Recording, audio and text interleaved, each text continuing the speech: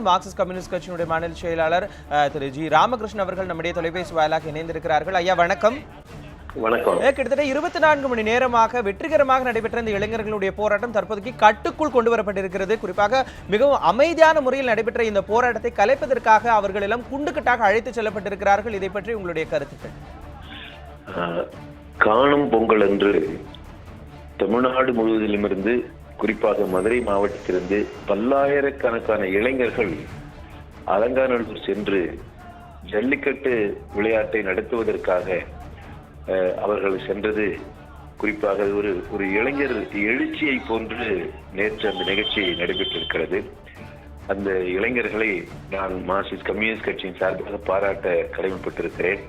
அப்படி நடக்கக்கூடிய எழுச்சி ஏற்பட்டிருக்க அந்த இளைஞர்களை ஜல்லிக்கட்டு விளையாட்டு நடத்துவதற்கு அனுமதிப்பதற்கு பதிலாக அவர்களை கைது செய்து என்பது வன்மையாக கண்டிக்கத்தக்கது. மத்திய அரசும் மாநில அரசும் பொங்கல் விழாவையொட்டி பாரம்பரியமாக நடைபெறக்கூடிய ஜல்லிக்கட்டு விழாவை நடத்துவதற்கு ஏற்பாடு செய்வதற்கு பதிலாக அப்படி விளையாட்டு நடத்துபவர்களை கைது செய்திருக்க கூடாது.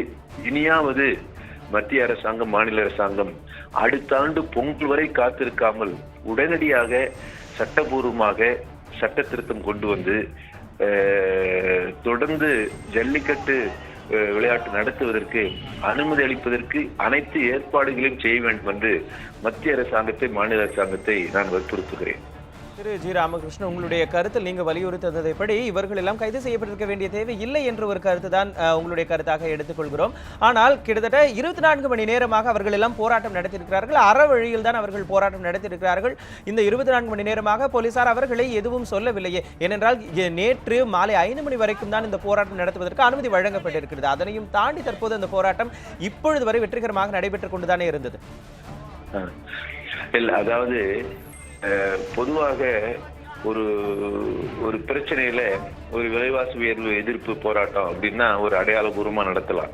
ஆனா இது அரசாங்கம் அனுமதி பெற்று தரல என்று வருகிற போது அனுமதி பெற்று தராத அந்த பிரச்சனையில இளைஞர்கள் ஒரு அனுமதி அளிக்கணும் என்று அவர் விடாப்பிடியாக ஒரு கொள்கை உறுதியோடு இளைஞர்கள் நடத்தி போராட்டம் என்பது பாராட்டுக்குரியது.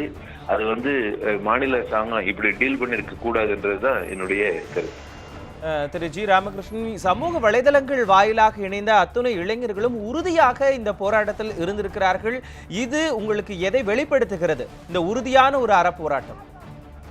பொதுவாக சமீப காலத்துல இளைஞர்கள் ஏதோ ராம ஆண்டா என்ன ராவண ஆண்டா என்ன நமக்கு என்ன சம்பந்தம் இருக்கு என்று ஒதுங்கி இருப்பதற்கு பதிலாக விலகி நிற்பதற்கு பதிலாக நாட்டு நடப்புகளில் இத்தகைய பண்பாடு சம்பந்தப்பட்ட பிரச்சனைகளில் அவர்கள் முன்னுக்கு வருவது, சுயேட்சையாக வருவது, தன்னெழுச்சியாக வருவது என்பது பாராட்டத்தக்கது. இப்படி ஜல்லிக்கட்டு இந்த விளையாட்டில் தன்னெழுச்சியாக வந்த இளைஞர்கள் அடுத்து மக்களை பாதிக்கக்கூடிய பல்வேறு மக்கள் நலன் சார்ந்த பிரச்சனைகளிலும் இளைஞர்கள் மக்கள் நலனை பாதுகாப்பதற்காக முன்வர வேண்டும் என்று நான் உங்களை கேட்டுக்கிறேன்.